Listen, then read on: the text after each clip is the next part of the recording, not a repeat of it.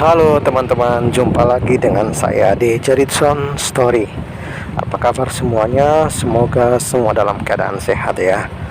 Baik, jadi kali ini saya lagi coba ngevlog ini teman-teman sambil jalan. Kebetulan hari ini saya coba untuk ngebit lebih awal ya, lebih pagi. Saat ini kalau saya tidak salah, jam di tempat saya berada baru menunjukkan pukul 05 lewat sekitar 40 atau 50 menit. Jadi belum jam 6 tepat teman-teman. Oke, jadi pada vlog kali ini saya hanya ingin berbagi ya teman-teman. Hanya ingin berbagi. Ini masih terkait aktivitas saya sebagai seorang driver Gojek teman-teman ya. Jadi ini saya mohon maaf sekali lagi, bukan bermaksud mengajari atau menggurui. Saya yakin di luar sana banyak teman-teman yang punya pemahaman, pengalaman dan pengetahuan yang lebih dibandingkan saya. Namun di sini saya hanya ingin berbagi bagaimana pengalaman saya sebagai seorang driver di tempat saya berada saat ini.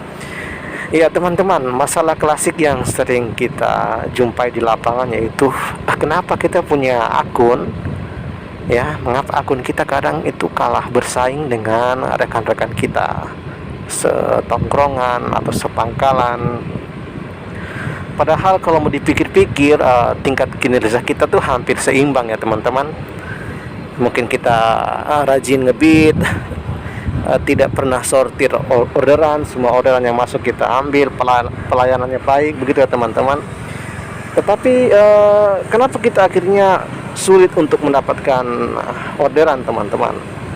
Ya sudah pasti kita ketahui semua, jumlah orderan yang akan diberikan sistem kepada driver sudah pasti mempertimbangkan banyak faktor teman-teman ya.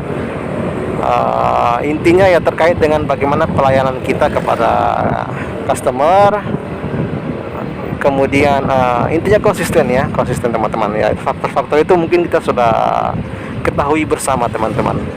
Nah kali ini ternyata saya mendapat informasi teman-teman, saya coba untuk cari referensi. Dan kebetulan saya buka-buka di aplikasi Gojek Driver ya, GoPartner maksudnya. Di situ saya buka di kolom bantuan, itu ternyata selain hal-hal yang mempengaruhi seperti saya sebutkan tadi untuk orderan, ternyata faktor lain yang bisa mempengaruhi juga ternyata adalah spesifikasi handphone ya teman-teman, spesifikasinya. Kemudian yang tidak kalah penting di sini teman-teman itu adalah Google Maps teman-teman. Maps-nya itu ternyata sangat penting sekali teman-teman. Jadi selama ini saya sudah tahu ya, maksudnya sudah tahu kalau kita punya Google Maps itu GPS kita itu harus tersetting dengan akurasi tingkat tinggi. Tetapi dalam hal ini ternyata ada hal lain yang saya tidak lakukan. Di sini saya tidak lakukan bukan karena malas atau sengaja, tetapi saya tidak tahu teman-teman. Saya tidak tahu tentang informasi ini. Jadi ketika saya dapat referensi seperti demikian, saya akhirnya mencoba untuk bagaimana coba saya terapkan ya di aplikasi saya. Ternyata lumayan teman-teman. Setidaknya ya pengalaman pribadi cukup membantu, karena ketika saya lagi anyap, kemudian saya coba terapkan metode yang saya baru dapat itu ternyata sangat berpengaruh teman-teman. Nah mungkin teman-teman bertanya, itu metode model apa yang saya lakukan di JP saya.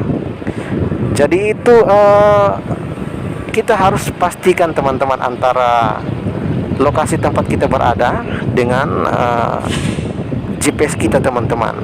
Walaupun kadang di situ sudah nampak bahwa akurasinya tinggi, tetapi belum tentu dengan di mana lokasi kita singgah teman-teman. Bisa jadi itu malah rendah. Untuk itu perlu yang namanya kalibrasi teman-teman. Nah nanti saya akan coba lampirkan videonya, teman-teman bisa lihat ya. Kita sama-sama belajar bagaimana prosesnya, supaya kita bisa mendapatkan orderan dengan lancar. Kira-kira demikian teman-teman. Nanti bisa diikuti sampai akhir video ini, karena nanti saya coba akan lampirkan videonya bagaimana saya melakukan kalibrasi Google Maps dengan lokasi saya berada. Berhubung karena ada orderan masuk teman-teman, jadi saya harus berhenti untuk ngevlog di saat ini. Oke, selamat menyaksikan teman-teman video ini sampai selesai.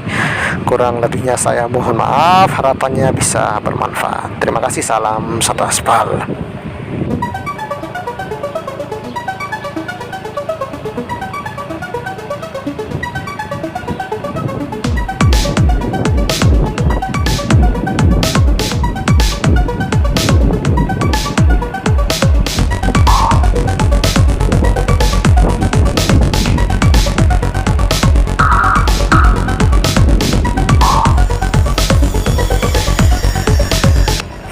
Baik, terima kasih teman-teman sudah mengikuti vlog saya sampai dengan selesai. Mungkin pesan yang dapat diambil dari vlog ini adalah tidak ada salahnya kita mencoba hal-hal yang sederhana.